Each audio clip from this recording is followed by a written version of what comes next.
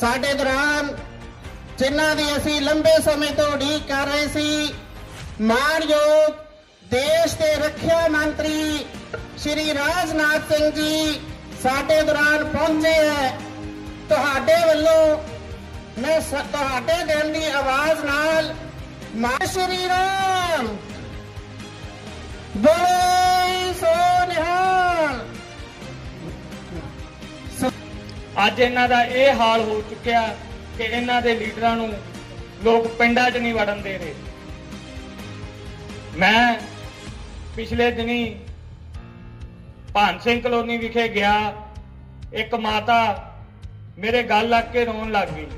मैं कहा माता की गल है, तू रो क्यों रही है? कहंदी पुत तू साडा पुत है, मैनू तेरे विच अपना पुत दिखदा, तेरे जिद्दा जवान सी जो इन्हां कांग्रेसियां ने घर घर चिट्टा पहुंचाया, अज मेरा पुत उस चिट्टे की भेट चढ़ चुकिया। जे आपां अलख जगाईए ते इन्हां कालियां ते कांग्रेसियां तो जिन्हां ने पंजाब नूं लुट्टिया ते कुट्टिया उन्हां तो खड़ा छड़ाइए। भारत माता की, भारतीय जनता पार्टी। जो हमें उत्साह देखने को मिल रहा है, मेरा भरोसा यह पक्का हो गया है कि पंजाब में भारतीय जनता पार्टी और पीएलसी की मिलीजुली सरकार बनने से हमें कोई रोक नहीं सकता है। ऐसा मेरा भरोसा पक्का हुआ है। गुरु तेग बहादुर ने अपना शीश दे दिया, पर भारत का मस्तक नहीं झुकने दिया।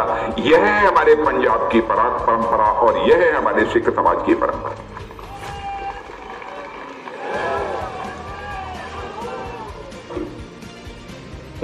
मैं आप सबसे अपील करने आया, बहुत सारी ताकतें हम लोगों के बीच नफरत पैदा करके, हम लोगों के बीच फूट डालकर वो अपने निहित राजनीतिक स्वार्थों को पूरा करने की कोशिश करेंगी, लेकिन उससे हम सबको बचने की जरूरत है।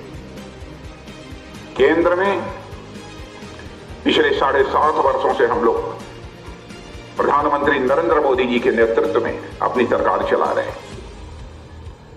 यहां पर भारतीय जनता पार्टी को क्लियर मेजॉरिटी के साथ कभी सरकार चलाने का कोई अवसर प्राप्त नहीं हुआ है। हिंदुस्तान के जिन जिन राज्यों में भारतीय जनता पार्टी सरकार चला रही है, बहनों भाई, कोई भी पॉलिटिकल एनालिस्ट होगा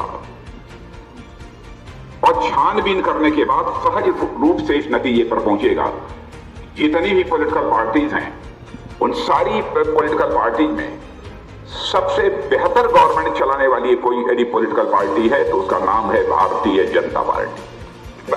राहुल जी जनता को वो गुमराह करने की कोशिश करते हैं।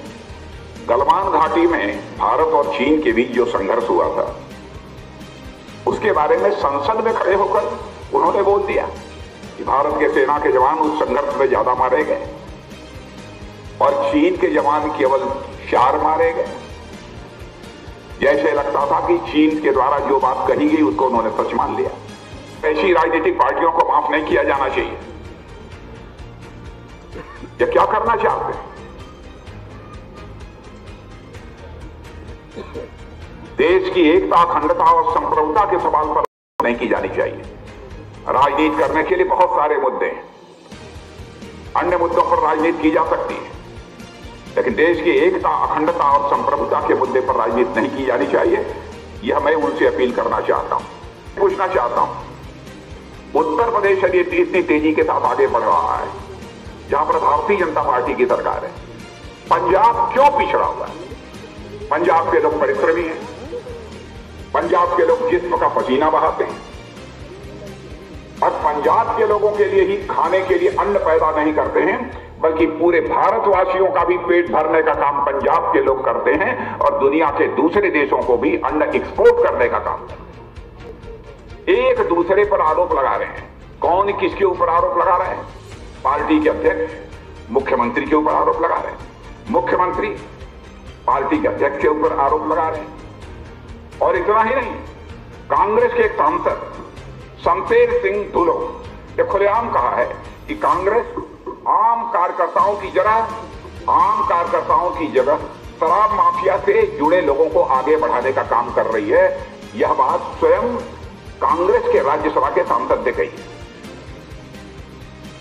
इसलिए मैं आप सबसे अपील करने आया हूं बहनों भाइयों कि आप सभी का समर्थन भारतीय जनता पार्टी को प्राप्त होना चाहिए।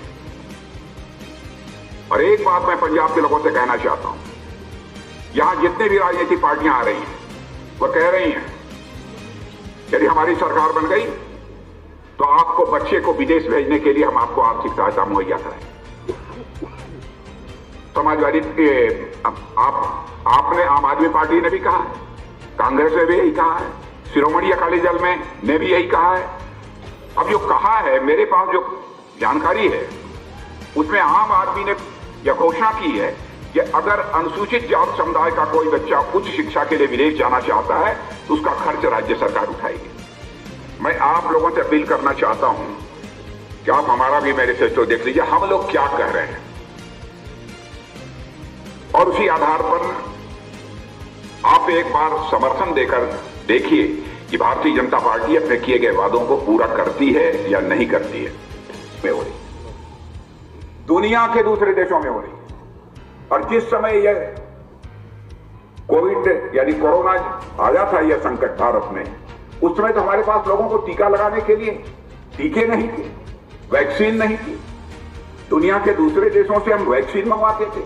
आज हालात बदल गए, हम यहां पर भारत में, भारत की धरती पर वैक्सीन बना रहे हैं, भारतवासियों को लगा रहे हैं, और इतना ही नहीं बल्कि दुनिया के दूसरे देशों को हम एक्सपोर्ट भी करने का काम कर रहे हैं।